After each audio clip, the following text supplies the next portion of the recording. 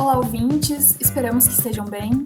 Sejam muito bem-vindos ao terceiro episódio da primeira temporada do nosso novo projeto de podcast do Grupo de Pesquisa Sociologia Urbana e Internacionalização das Cidades, o GPSUIC, vinculado ao Programa de Pós-Graduação em Sociologia da Universidade Federal do Rio Grande do Sul, a URGS, sob coordenação da professora Vanessa Marques.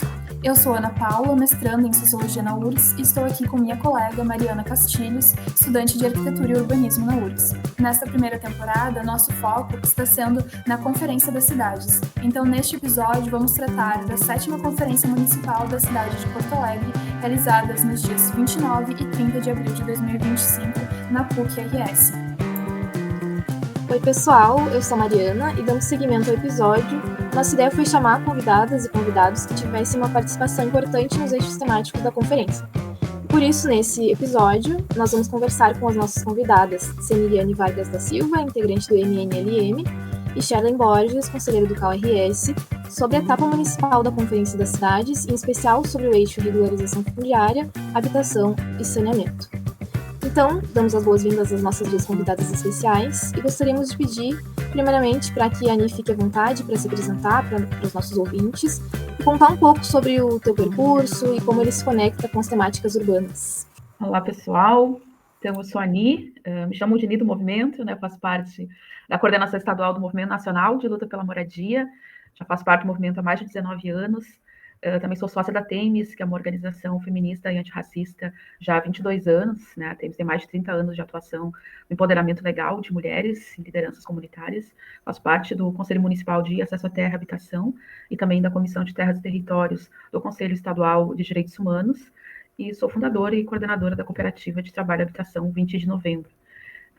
Estou nesse processo de discussão das conferências das cidades desde 2007, quando participei da organização da terceira conferência de Porto Alegre, e mais uma vez, né, tivemos esse desafio aí de tentar construir essa conferência na nossa cidade, e também estou hoje na comissão executiva organizadora estadual da nossa Conferência Estadual das Cidades. Certo, muito obrigada, Ani, pela tua participação aqui. E agora, dando continuidade, Cher, tu poderia se apresentar, contar um pouco para nós da tua trajetória, da tua atuação e como ela se relaciona com as questões urbanas? Obrigada, gurias. Oi, gente. Então, me chamo Sherlen Borges, né? Sou arquiteta urbanista. Atualmente, eu também sou doutoranda no PROPUR, né? No Programa de Planejamento Urbano Regional da URGS. Eu atuo em diversas áreas, assim, relacionada ao urbano, com assistência técnica. Faço parte, né, enquanto conselheira do Conselho de Arquitetura e Urbanismo. Faço parte do movimento, né, de luta por moradia, a União Nacional por Moradia Popular, fazendo parte, então, da coordenação estadual. Eu sou uma arquiteta que entrei na universidade através das ações afirmativas, né? Entrei na URGS em 2003/2, né, no início de estudo dessa construção. Então, eu acredito que eu sou uma dessa leva de arquitetos que vem da periferia e que vai trabalhar com a periferia também, né? Estou feliz de estar aqui conversando com vocês hoje. Certo, Cher, muito obrigada pela tua contribuição. Agora eu vou passar a palavra para minha colega Ana Paula. Então, gostaria de saber das nossas entrevistadas, por que vocês consideram importantes participar desse processo da Conferência das Cidades? Então, a Ani já participou de várias conferências e eu participei da minha primeira conferência da cidade, mas eu entendo que essa questão de construção de políticas públicas urbanas, né, qualquer construção de política pública, na verdade, eu entendo que tem que ser um processo, né, participativo, né, que tem que ter espaços democráticos e participativos, né, para que todos e todas, né, consigam poder falar sobre as suas próprias realidades, né, conseguir contar, né, sobre o que acontece de fato lá na comunidade que aquela pessoa vive, e o próprio, sei lá, o próprio técnico, o arquiteto também possa também relatar e falar alguma coisa, sabe? Para conseguir, né, escutar todos os saberes, né, escutar todas as vozes, né? A gente sabe que não foi muito bem o que aconteceu, mas eu acredito, assim, num mundo utópico que, de fato, seja né, a participação social, de fato, aconteça, e eu acho que a Conferência da Cidade é exatamente isso. É um instrumento, né, de política urbana para que todas as vozes, né, sejam escutadas. Então, acho que a realização dessa conferência em especial, ela vem num contexto bem importante, porque nos últimos anos a gente teve todo o desmonte da política pública de participação social, né? Então, desde o golpe, né, onde foram desconstituídos praticamente todos os conselhos de direitos, né, não tivemos a realização de conferências, inclusive a própria Conferência das Cidades, né, em Porto Alegre, ela foi a 7ª, por um esforço da sociedade civil naquele momento, e a nacional é a 6ª, então nós não tivemos a 6ª Conferência Nacional, né? Então, em Porto Alegre acaba sendo a 7ª, no estado a 6ª, por essa razão. Mas, assim, eu venho de um contexto, né, sempre tive em meio a esses processos, desde a infância, orçamento participativo e coisa e tal, né, mas enxergo nas conferências um potencial muito grande que é de tu conseguir incidir na política nacional. E essa conferência, em especial, ela vem trazer a possibilidade da sociedade civil discutir o Plano Nacional de Desenvolvimento Urbano. Esse é o principal objetivo dessa conferência, né? E para ela acontecer e, de fato, ela ter essa riqueza, que ela tem essa possibilidade de ter, a participação de todos os segmentos é necessária. Né? Quando a gente está falando de todos os segmentos, é porque essa conferência ela se organiza também neste formato, né? Então, a gente tem participação do poder público, mas, ao mesmo tempo, a gente tem os segmentos, né, dos movimentos populares, das ONGs, da academia, que atua nessa área, dos trabalhadores e trabalhadoras, né? A gente tem o pessoal das cooperativas habitacionais e também os empresários, né, que atuam na questão da construção civil e que estão diretamente dentro do debate da cidade. Então, é o momento de todos esses atores terem a possibilidade de discutir juntos, né, e também defender os seus pontos de vista nesse processo, né.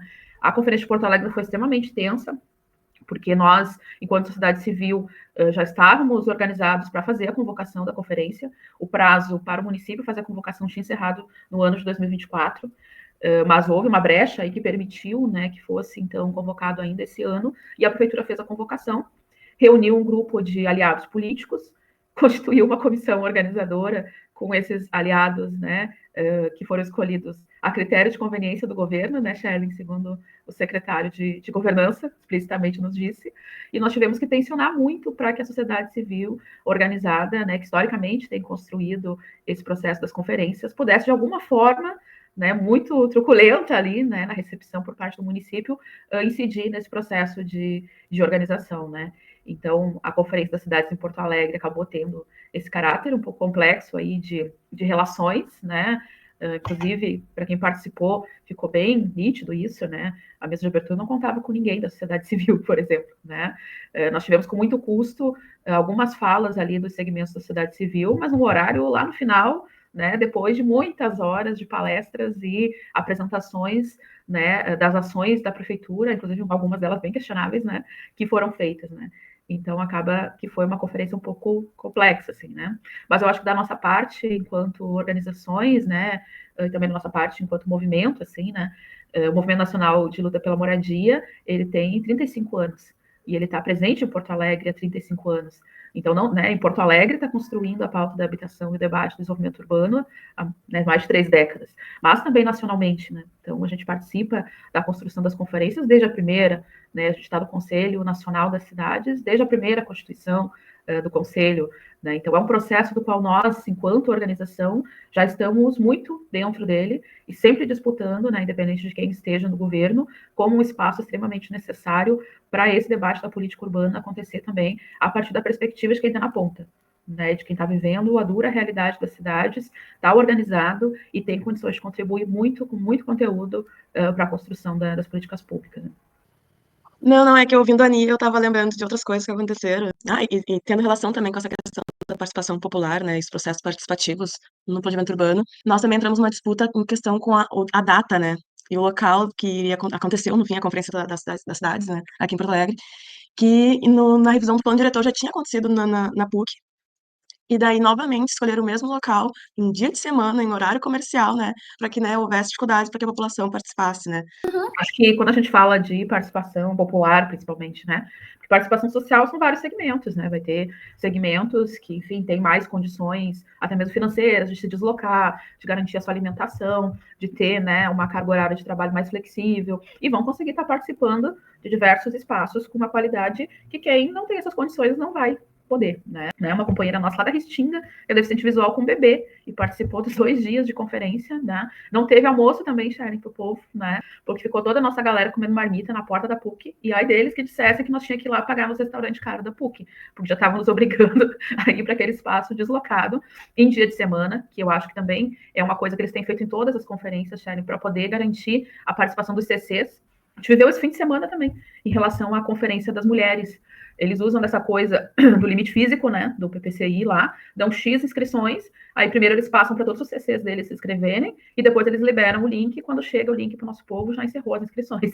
E tu via nitidamente que tinha um bloco dentro do espaço do plenário, que eram CCs que foram lá aplaudir a vice-prefeita e a presidente da Câmara de Vereadores, né? Então, são várias as manobras que acontecem, né, além das dificuldades todas, e falando um pouco a partir dessa perspectiva de gênero, das mulheres, né, a gente sabe o quanto é complexa a questão da participação das mulheres ser garantida, né, diz que condição que o nosso povo tem de fazer uma participação, né, dentro desses espaços com essas condições inexistentes, né? Então, a gente sempre tem defendido a realização dessas conferências à noite, nos fins de semana, e a prefeitura insiste para fazer em dias de semana. Então, é disso que a gente está falando, sabe? É conferência para quem? Quem tem a possibilidade de realmente participar desses processos que deveriam ser processos, né, nossos. Acho que é exatamente isso que a Anitta me fala, né?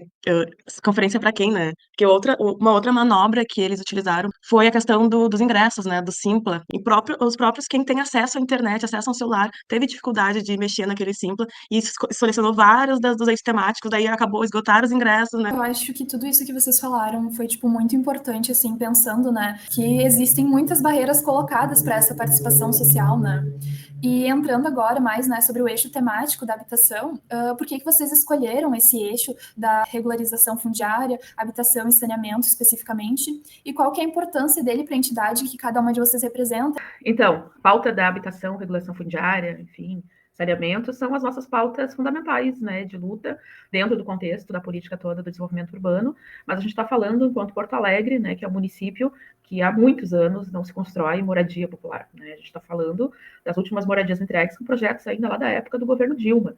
Então, a gente passou por um processo muito difícil em nível nacional, também é difícil em nível de município e também em nível de estado, né? Mas fazendo uma retrospectiva, assim, a gente passou por um golpe, né? Onde, naquele primeiro momento, foram revogadas a construção de 11 mil moradias populares no país, que a Dilma assinou antes de sair e o Temer veio e revogou, né? Após isso, a gente tem vários cortes de recursos, depois a gente tem governo Bolsonaro, que cortou mais de 98% do investimento em habitação, e no meio disso ainda vem uma pandemia, aqui no estado, né, mais recente a função da enchente, então são inúmeros os elementos que trazem o tema da habitação para o centro do debate, né, porque de todos os temas complexos que a gente tem nas cidades, esse é o mais difícil, esse é o mais caro, esse é o mais demorado para conseguir resolver.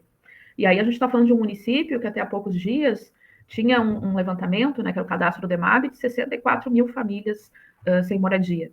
E aí eles simplesmente fizeram uma atualização virtual, via internet de novo, né, Shelly? E o povo, então, não conseguiu, ou não sabemos que coisa maluca que aconteceu, que reduziu para 32 mil famílias.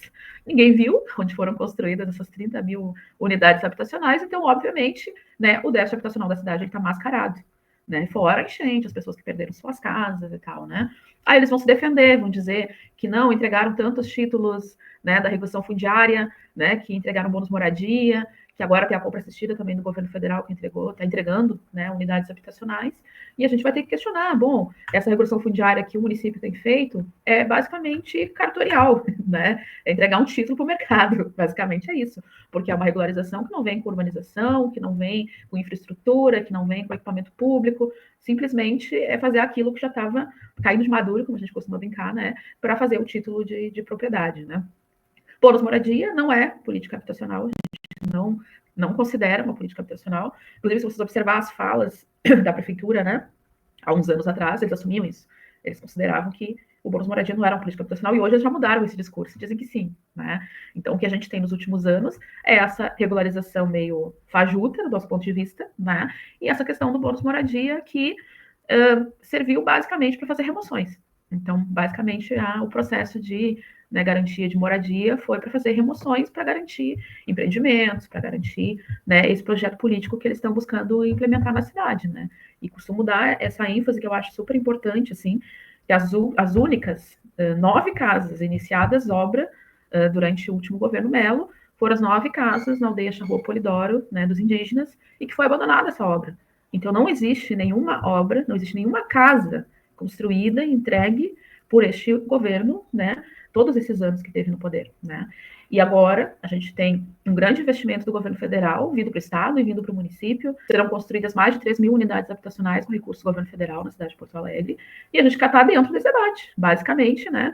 A nossa participação nos processos das conferências, né? Do Conselho Municipal de Acesso à Terra e Habitação, no orçamento participativo, em todos esses espaços possíveis de participação dentro da cidade, é para a gente estar dentro desse debate. Né? Senão, mais uma vez, a gente luta para ter a política pública e quando ela chega na ponta, o nosso povo fica de fora.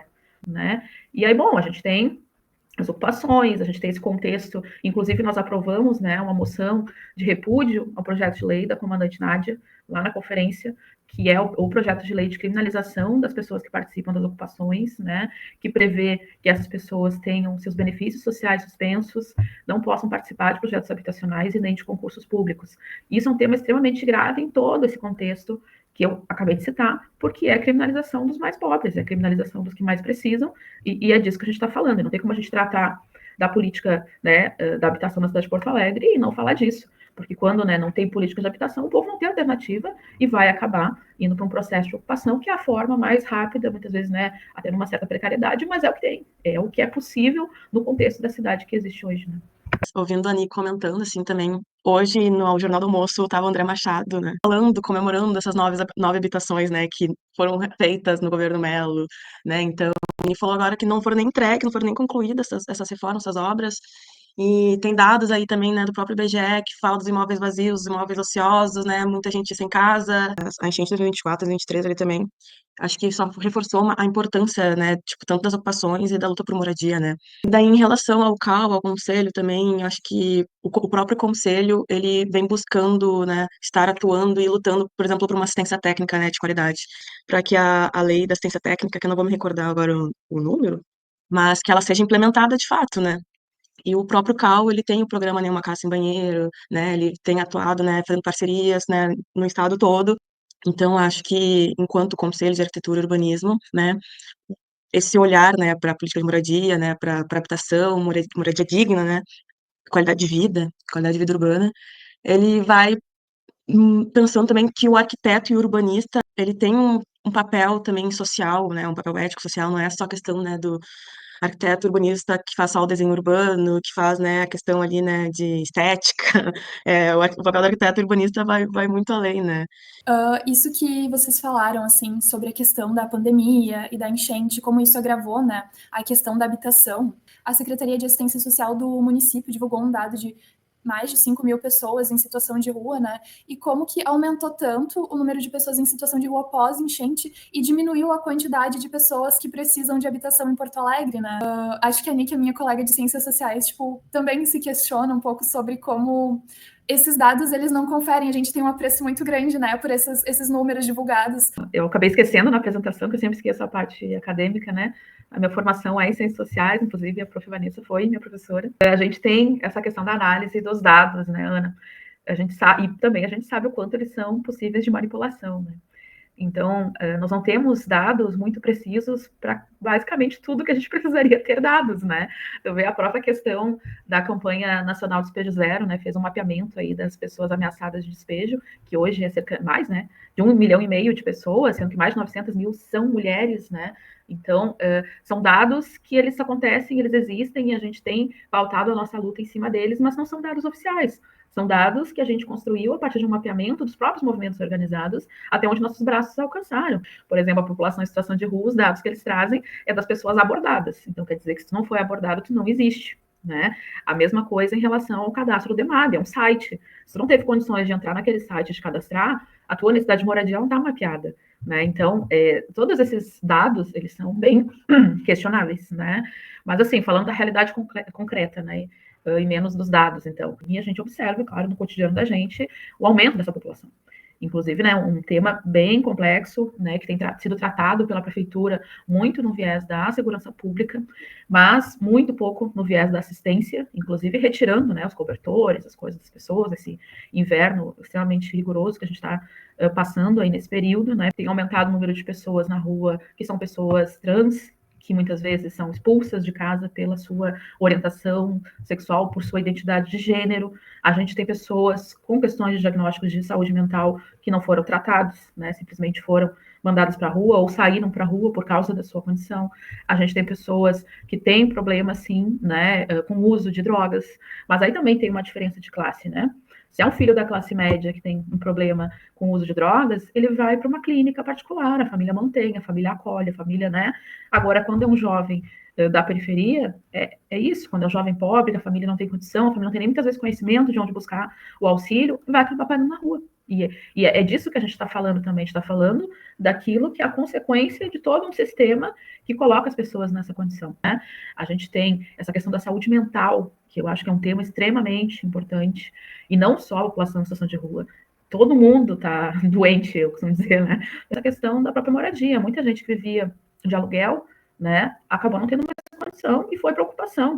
Então, a gente tem ocupações que aumentaram de tamanho em função da pandemia, e tem novas ocupações que surgiram naquele momento justamente por causa disso. Estava todo mundo sem condição até mesmo de ter o alimento no prato, e entre ter o alimento para a família e pagar o aluguel, muitas pessoas tiveram, não tendo opção, digamos, não vou nem se tiveram opção, mas não tinham outra opção, senão ir para uma ocupação. E agora a gente tem uma enchente, que, né, milhares de pessoas perderam suas casas. Mas além daquelas que perderam, muitas pessoas voltaram para essas casas com a casa caindo na cabeça, né? A Shelley falou aqui, né? Tem esses programas, as políticas, esses projetos que, né, o CAL tem desenvolvido, tem uma casa sem banheiro, essas coisas e tal, mas são iniciativas que vêm desses grupos, né? Não é uma política pública. São situações extremamente difíceis e a gente acaba tentando, né, enquanto sociedade civil, enquanto movimento popular organizado, dar conta de algumas coisas, né? Como as próprias cozinhas solidárias, a gente estava com 7 naquele momento, a gente, né, produzindo alimentos. Só que é isso, gente, sociedade civil, entendeu? Quem tinha os helicópteros, barco, quem tem a chave do cofre para fazer as coisas, não é a gente. Então, o nosso papel, enquanto sociedade organizada, é pressionar o poder público para fazer. Eu penso muito na mulher negra também, né?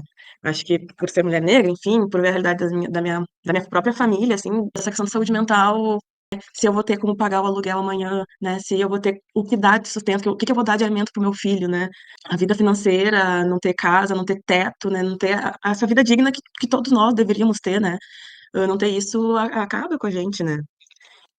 E, inclusive, estava pensando também sobre a questão da compra assistida e o que que se consegue comprar, né, com 200 mil reais, né? A pessoa já perde ali a sua vizinhança, né, a família, tudo que foi construído ao longo, né, de não sei quantos anos, né, é obrigada, às vezes, se mudar para um lugar distante, outros municípios, outras cidades, enfim, sabe?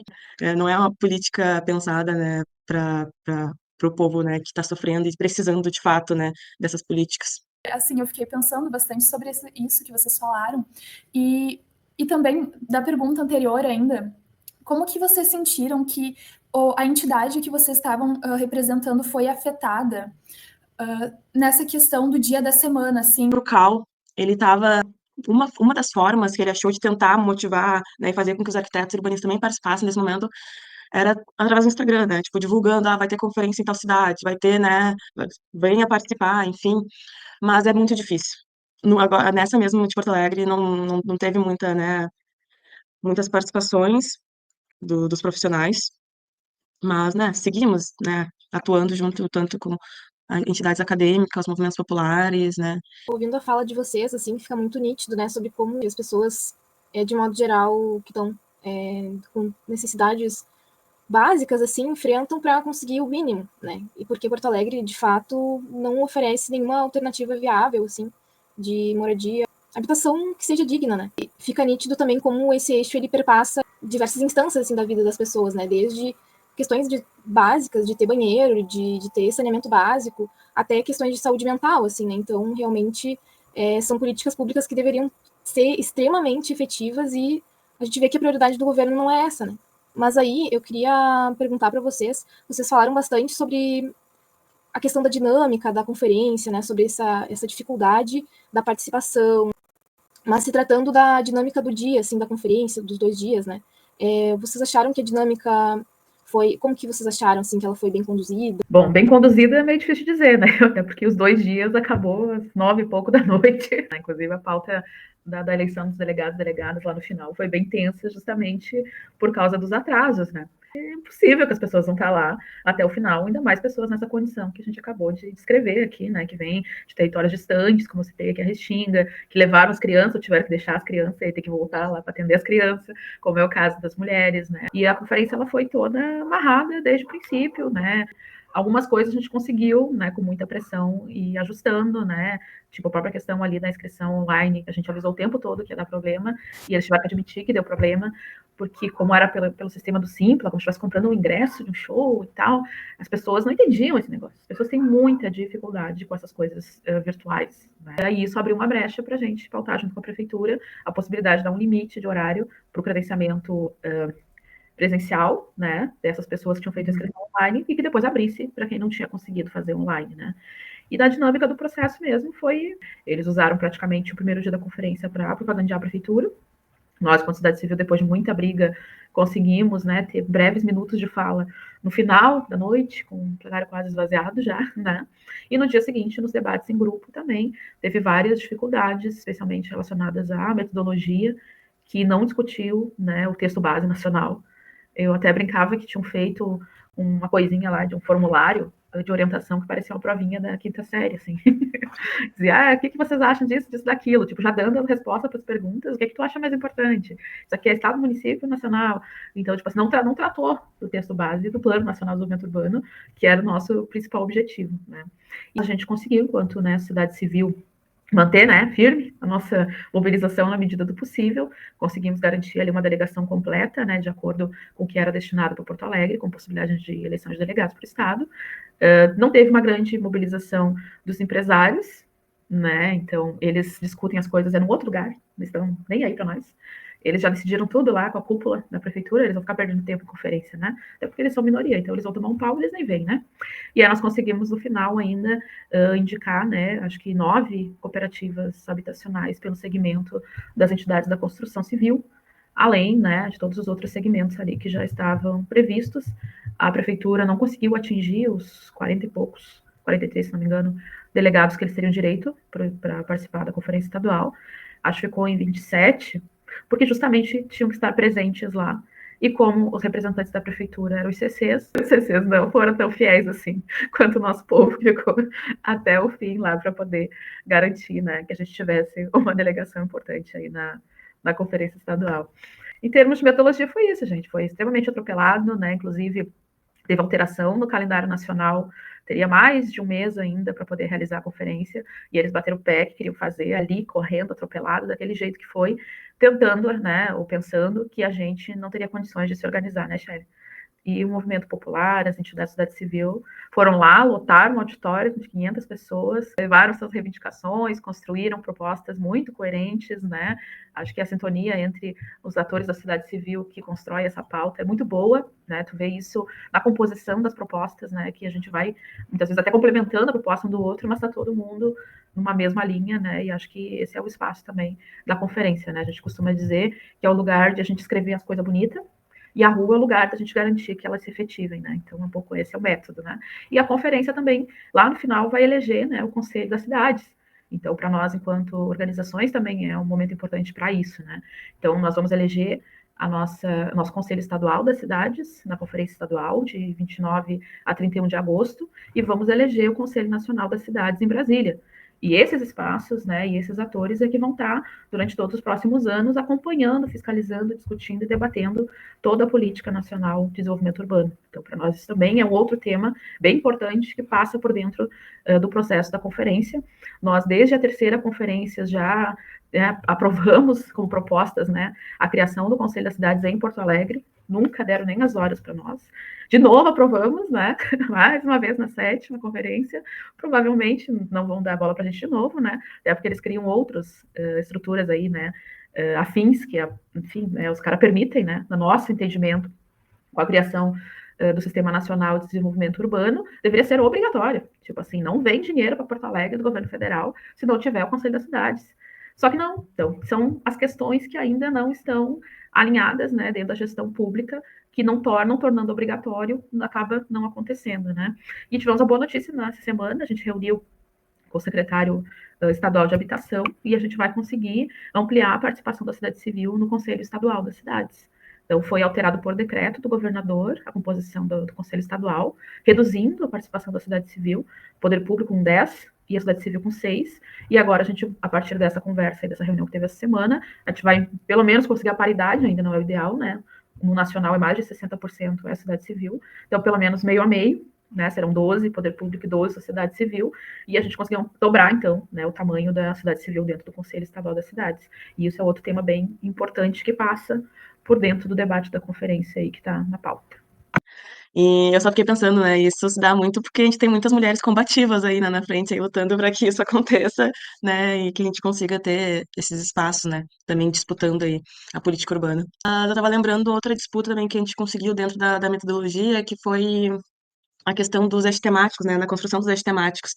A gente lutou falando, né, de tudo que tinha que ser, e eles queriam botar a questão do empreendedorismo, se não me engano, e nós falamos que não fazia sentido, que era uma conferência que, né, que estava discutindo a cidade, né, que políticas urbanas, e daí nós conseguimos, né, que fosse retirado, né.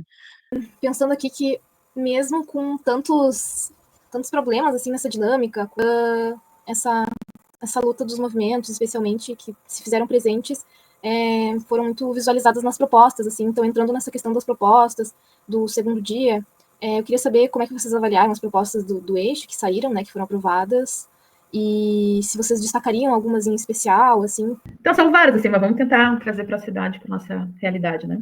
Inclusive, a gente teve, agora está tendo, né, as assembleias do orçamento participativo, e eu justamente fiz essa mesma cobrança ao prefeito lá na temática de habitação, né, que é a questão do compromisso do município na produção de moradia, né, porque basicamente a gente tem moradia quando tem um governo federal que coloca dinheiro e que prioriza essa pauta, né. A gente teve, dentro do processo aí nos últimos anos, no Fundo Municipal de Habitação, mais de 40 milhões, teve anos que teve 42 milhões e pouco, e eles investiram 5. Aí ele vai para uma Assembleia do Orçamento Participativo e diz que não tem dinheiro. Aí ele vai para uma Câmara de Vereadores e aprova um projeto de desvinculação dos recursos dos fundos, que quer dizer o quê? Eles mesmos, pela sua incompetência ou pelo seu projeto político de gestão, não executam recurso destinado. E aí chega o fim do ano, tem um saldo, e eles pegam esse saldo e usam para outra coisa qualquer, que não tem nenhum tipo de controle social. E é basicamente isso que tem acontecido nos últimos anos. Fora o processo de arrecadação, né, do desvio ali de parte do recurso do solo criado, que deveria ir para o Fundo Municipal de Habitação e que vai para esse Fundo de Gestão de Território, que é uma caixinha preta que ninguém sabe. Quem decide para onde vai esse dinheiro, provavelmente, é o prefeito com seus amigos da construção civil, né, que prevê coisas muito absurdas, tipo que nem o próprio plano do 4º distrito, né, que permite usar esse recurso, que originalmente deveria ir para habitação popular, para pintar a fachada de prédio abandonado, para não enfeiar o 4º distrito e os poderosos querer botar os seus empreendimentos lá. Então, olha a volta que eles dão na política, né, para conseguir garantir esse tipo de coisa, né? Inclusive, tem investigação no Ministério Público de Contas desses desvios que está acontecendo dos fundos municipais, e o fundo de habitação é um deles, né? E a arrecadação caiu de 2022, 2023, ali de 40 e poucos milhões para 5, 6, 7 agora. Né? Então, tem uma falta de priorização por parte do Poder Público Municipal com esse tema. Né? E aí, nessa nova gestão, que agora é recente, né, ainda tem a separação da habitação da regulação fundiária. Então, a regularização fundiária agora foi lá para a PGM, não é mais junto com a habitação. Literalmente, eles assumiram que, né, é só entregar título mesmo, é coisa técnica, jurídica e cartorial, né, e que não tem nada a ver com a política pública de habitação. Basicamente, assumiram isso. Né? Então, a gente tem outros exemplos, né, e tenho citado isso, né, a diferença entre, né, enfim, uma gestão que tem compromisso com esse tema. Né? Hoje, a gente tem no governo federal um fórum de destinação dos imóveis da União para a construção de moradia popular, onde, né, os movimentos, as entidades organizadas podem propor projetos em áreas da União e construir com Minha Casa Minha Vida entidades. A prefeitura fez o quê? Botou os imóveis todos à venda em leilão. Inclusive, esse prédio que a gente está ocupando na Andradas era um que estava na lista lá de leilão, e que a gente conseguiu derrubar o leilão com a ocupação de 2023. Né? O próprio Estado, o próprio governo do Estado, já está considerando a importância dessa atuação dos movimentos e das entidades, quando assinou aí há pouco tempo, né, um aporte de recursos de R$20 mil por unidade habitacional para as cooperativas habitacionais qualificar os projetos de habitação. 1.689 famílias vão ser beneficiadas, e esperamos para o ano que vem poder ampliar para os outros projetos contratados com o governo federal. Né? Então, só citando alguns exemplos para dizer que o município tem que avançar nesses temas, né? Queremos discutir as áreas do município que possam ser destinadas para moradia, queremos discutir essa política de fiscalização mesmo, né, do que tem construído já na cidade também, né? Não tem arrecadação, aí vai o Melo, e ele já percebe que ele está em todas as assembleias do orçamento participativo, e aí está a questão da narrativa e da nossa, às vezes, incapacidade de contrapor essa narrativa nesses espaços onde eles estão se apoderando cada vez mais, né? Dizer que é um absurdo essa questão de ter recurso vinculado para a saúde. porque ele fica com as mãos atadas de não poder gastar dinheiro em outra coisa, né? E a gente está falando disso, entendeu? Da saúde, cara. Está questionando que ele é obrigado a investir dinheiro em saúde, que ele quer mesmo usar o dinheiro que ele faz lá com o Fundo de Gestão de Território para fazer umas obras aí na volta dos empreendimentos dos caras que bancam a campanha dele. Aí, descaradamente, é isso que está acontecendo na cidade, assim, né? Então, quando a gente fala das propostas, né, da conferência, elas vão muito nesse sentido, que a gente precisa ter um compromisso efetivo no município, né, na produção de moradia, precisa ter arrecadação para isso. Inclusive, a gente tem falado muito, né, da questão da implementação do Estatuto da Cidade, de instrumentos como o próprio IPTU progressivo nesses imóveis que não cumprem função social, que estão abandonados, aí servindo só para especulação imobiliária. Isso é fonte de recurso. Não estou falando de dizer não tem dinheiro, tem forma de ter dinheiro, entendeu? Só que para esses eles dão isenção. E aí, para nós, é taxa disso, taxa daquilo, cada vez mais, né? E para os ricos, cada vez mais mordomia. Então, inclusive, parte da arrecadação que deveria ir para o fundo de habitação está dada como isenção para quem quiser fazer empreendimentos, né? Essa questão do solo criado que eu citei, né? Em alguns tipos de empreendimentos tem isenção. Então, estamos abrindo mão de receita, né? Essa questão do saneamento também, que a Charlie fala há muito tempo, a gente não tem investimento em saneamento na cidade. Como você estava falando antes, né? Eu cresci em ocupação, nasci num barraco de madeira lá no morro, e não tinha nem banheiro. Não tinha banheiro, era patente naquela época, né? E a gente foi ter saneamento depois das lutas do orçamento participativo, aquela coisa arada toda e tal. E eu acompanhei isso desde a infância, né? E tem territórios onde tem saneamento naquela época. E já está explodindo literalmente, porque é muito antigo, porque aumentou muito a população e não tem novas obras, né? Hoje a gente vai para o OP brigar entre nós por migalhas. Não tem recurso, né, destinado para lá para a gente decidir o que quer fazer saneamento básico na comunidade X ou Y. Não tem condição de nós ir lá e demandar que a gente quer um posto de saúde, porque não tem mais condição de fazer isso. O recurso é uma miséria para as comunidades ficarem lá disputando entre si, né? Então, acho que esses temas foram bem importantes ali dentro do nosso debate, assim como a questão da emergência climática, que eu acho que perpassa todas as pautas, né? A gente tem trazido esse tema muito a partir de uma prática mesmo, assim, de que a gente precisa, né, primeiramente tratar como emergência, não como crise. Né? Crise, elas passam, vão, vêm e tal. A gente tem que tratar como emergência climática, porque se não tratar dessa forma, não tem futuro. É emergência, né? E perpassa todos esses temas. Quando a gente diz tem muito imóvel vazio e muita gente sem casa, isso, né, tá aí, tá dado, é realidade. A gente, quando vai pautar moradia hoje, a gente diz, precisa reformar os imóveis abandonados. Não é só uma questão de construir novas unidades habitacionais. Porque tem unidades construídas, a gente precisa dar uso para elas, né? Se precisa reformar, tem que reformar. Isso tem que ser uma política. Porque a longo prazo, construir empreendimentos como foi feito no passado, né? Tipo lá para Restinga, né? Em outros territórios distantes, a longo prazo, depois do empreendimento, você tem que levar posto de saúde, tem que levar escola, creche, estrutura para transporte público, quer dizer que se torna mais caro até, né? Tu ter que construir um empreendimento distante, a longo prazo tu vai ter que ter um investimento muito maior, e tu tem áreas, territórios da cidade que já têm essas condições e que estão lá com imóveis vazios, se valorizando cada vez mais com investimento público no entorno deles, né? Então, quando a gente fala da questão ambiental, também estamos falando disso, né? É ir lá, derrubar um monte de árvore, fazer um monte de buraco para fazer infraestrutura para poder construir um empreendimento. A gente tem um impacto ambiental que acontece também com a construção habitacional e que a gente tem que tratar sobre isso, né? Inclusive, Sharon, a gente tem um projeto que foi com recurso do CAL, né, que a gente fez em parceria com o SAERGS, que foi o Morar Sustentável.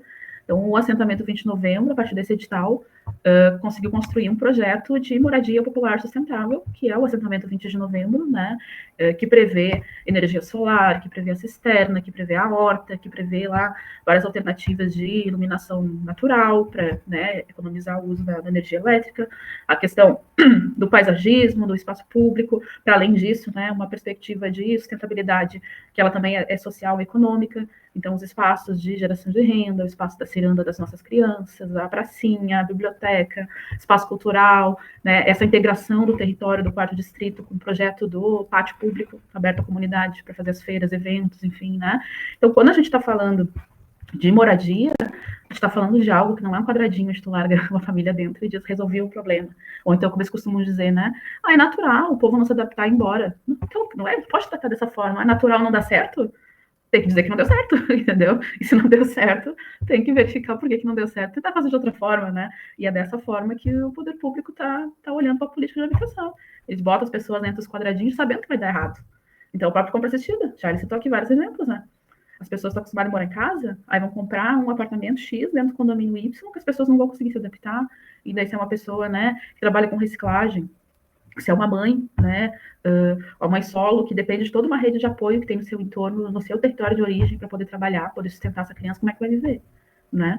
E, não, se as pessoas não der certo lá, isso é natural, sabe? Não, não é para ser natural, quer dizer que a política pública não está sendo efetiva, e principalmente não está acontecendo um acompanhamento social, técnico-social efetivo, né, junto com essas famílias, né? Que agora eu fiquei pensando, eu ia entrar direto nas propostas inicialmente, mas eu tô sobre os modos de habitar, né? Os modos de que viver é esse que queremos, né? Propriedade individual, propriedade coletiva, enfim. Daí eu ia entrar no aquilombamento e uma das propostas que surgiram também, acho que todos os segmentos que estavam ali na criação das propostas estavam todos alinhados, né? E daí uma das propostas que surgiram também foi a questão da defesa dos territórios dos povos tradicionais, comunidades indígenas retomadas, né? Os quilombos. E isso foi uma coisa que, enfim, por outras questões também eu senti um pouco de falta da participação dessas pessoas dentro da Conferência Cidade, assim, né? Porque também, né, lá o Quilombo Cast também está sofrendo especulação imobiliária, né? O Quilombo Flores, enfim, Alpes, né? Todos estão sofrendo, sofrem com especulação imobiliária, né? Com a pressão da política, né? Grandes empreendimentos, né? Estão tentando tirar essas pessoas desses territórios. Tem territórios que essas comunidades vivem, né? Há quantos anos, né? Quanto tempo, né? Que vem já de gerações essas famílias, né? Então, acho que as propostas ali e dentro que saíram da Conferência das Cidades estavam bem alinhadas, assim, dentro dos segmentos. E essa da defesa dos territórios, acho que veio muito bem, até para refletir essa questão também, né, esse modo, que modo de habitar é esse que queremos, né? As ocupações, a Ani falou ali tem a ciranda, tem a biblioteca, tem, né, a cozinha comunitária, tem diversas outras coisas, diversos outros modos, né, dessa vida comunitária que também tem dentro que é um aquilombamento também, né? Né, esse modo de vida, enfim. E também a Ani trouxe a questão do IPTU, que eu acho que veio bem forte, né, na conferência. Eu lembro que foi uma das primeiras coisas que eu lembrei também, que eles sejam cobrados, né. A questão também da aplicação da lei da TIS também surgiu, que foi eu, enquanto CAL, que trouxe como proposta. E outra que eu estava lembrando é a questão da regulação fundiária, né. Eu acho que pensar em fundos, né, para que aconteça isso, regulação fundiária, pensar, né.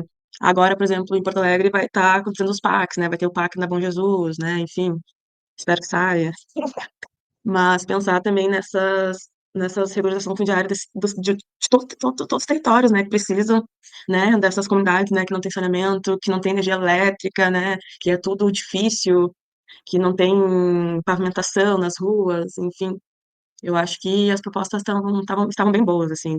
Agora, indo para a nossa última pergunta, na visão de vocês, como sentem que essa conferência municipal pode impactar nas próximas etapas, tanto na conferência estadual quanto na esfera nacional? E pensando um pouco naquilo que a Ani disse, que o texto base acabou ficando em um segundo plano, né, sendo menos mencionado, vocês sentem que as propostas aprovadas elas estão alinhadas com o Plano Nacional de Desenvolvimento Urbano? Então, acho que o que dá qualidade de conteúdo para a conferência é o acúmulo da sociedade civil, né? Que, na verdade, passa a gestão e o povo segue na luta, né? Então, mesmo que, né, os atores vão mudando, vão se renovando, outros não, né? Já são os dinossauros dentro do processo, assim, vai se qualificando o debate, né? E esse acúmulo vai se tornando algo que realmente vai contribuir com a construção da política pública. Acho que em termos de Porto Alegre, a gente vai com um time muito bom para a conferência estadual, né? Muito representativo, mesmo com toda a dificuldade que a gente teve no processo de construção e condução da conferência, e vocês, né, que puderam acompanhar, assim, vocês sabem que a gente ocupa os espaços, né? Então, meio que, né, os movimentos, enfim, a gente foi meio que tomando as coisas, né, e tentando conduzir de forma que chegasse a algum lugar. Acho que sim, Porto Alegre tem esse potencial também de elaboração, né, das políticas públicas, porque muita coisa acontece na cidade de Porto Alegre, inclusive o estado do Rio Grande do Sul, ele é uma referência, né, dentro do debate da política urbana, da questão também da produção social da moradia, a partir das cooperativas habitacionais, né, é um dos estados que também tem, né, essa experiência, assim, em relação a outros estados, né, há bastante tempo e com muita qualidade. Acho que a gente tem, sim, condições de fazer uma boa intervenção na conferência estadual e para a conferência nacional também com um time bem forte, aí trazendo também as realidades, né, dos outros municípios. E a gente, com todos os percalços que teve, né, acho que muito pelo compromisso dos movimentos populares, principalmente, né, e do segmento cidade civil, a gente conseguiu produzir uma boa conferência e, né, produzir bastante conteúdo aí para compor junto nesse processo de construção a nível de Estado e nacional. Pois é, eu fiquei pensando também sobre essa retomada, né, da conferência agora, depois de todos esses anos, e a importância dessa retomada também depois, enfim, da enchente de 2024, enfim. E nesses 10 anos também aconteceram muitas mudanças na sociedade, né? Questão da discussão de gênero, de raça, né? As próprias mudanças climáticas vindo para a discussão das políticas urbanas. Então, acho que essa conferência serviu para isso, entrar todos esses debates e a gente conseguir fazer uma outra discussão, assim, né? E também conseguir pensar, de fato, em novas políticas públicas urbanas, né?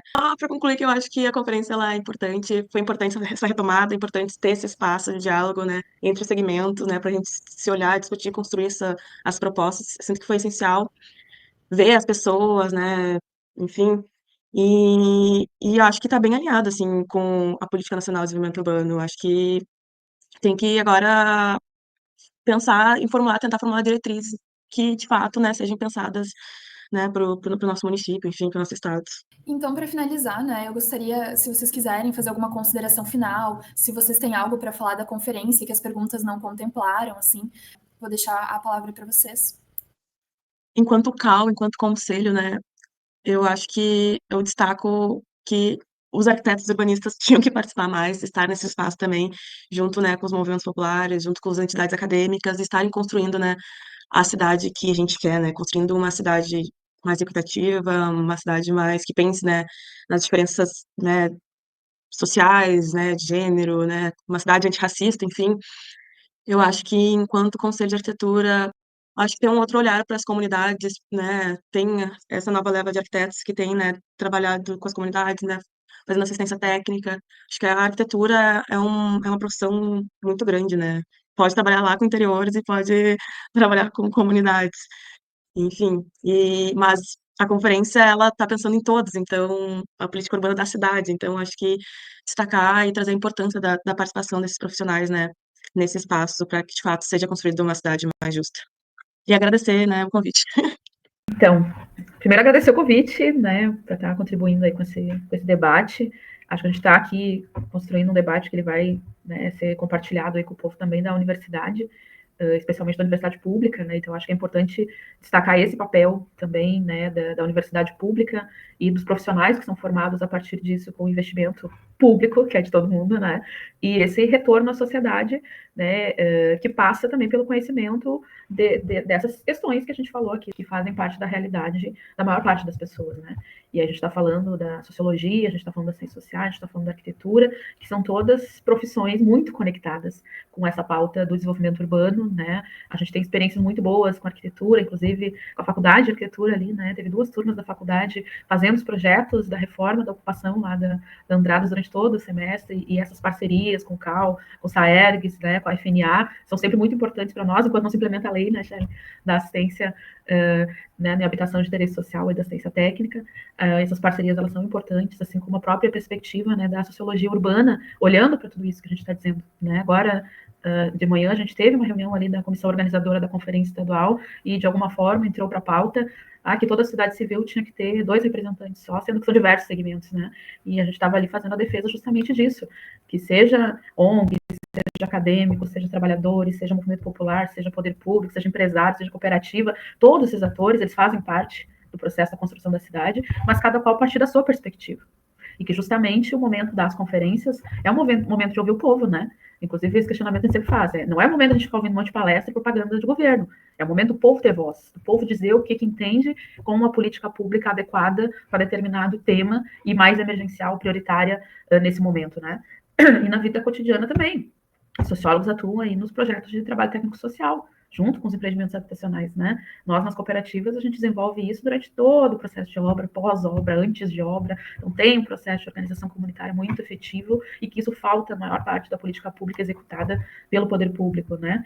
Quando a gente fala da cidade, a gente tem que enxergar todos esses sujeitos, né, que estão dentro dela. Inclusive, visualizar que Porto Alegre é uma capital, né, onde a gente tem toda uma representação, tanto quilombola, né? O primeiro quilombo urbano titulado no país, em Porto Alegre, que é o quilombo da família Silva.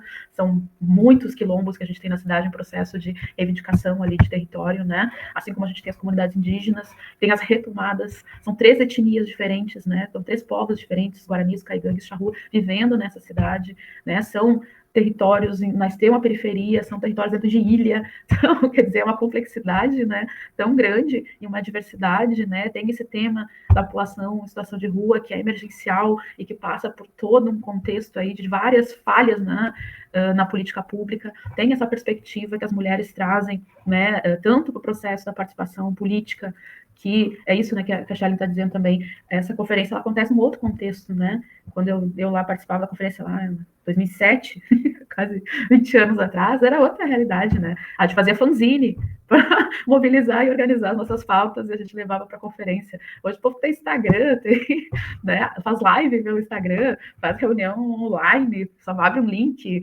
né, passa fake news pelo WhatsApp, quer dizer, é um outro contexto de coisa e parece que os inimigos estão cada vez mais fortes e a gente demora um pouquinho para engrenar, para entrar nesses negócios, né, até porque são geridos por outros inimigos também, nossos lá, poderosos lá dos Estados Unidos, lá da primeira fila da posse do Trump, quer dizer, então é um contexto muito diferenciado, né, a gente tem um projeto político sendo implementado na cidade que leva Porto Alegre a ser, né, a melhor capital para se fazer negócios, que quer dizer o quê, né? A prefeitura virou um balcão de negócios, né? E nós, enquanto movimento popular, que faz, sim, a luta institucional, né? Mas que faz ação direta, que faz ocupação, que faz mobilização, a gente é chamado de baderneiro, a gente é criminalizado, é projeto de lei para institucionalizar a criminalização, né? Até eu tenho dito, assim, né, que, bom, como é que é tratada essa pauta da habitação que hoje acaba sendo, né, uma pauta muito central dentro do debate da conferência, especialmente no contexto do nosso estado, né?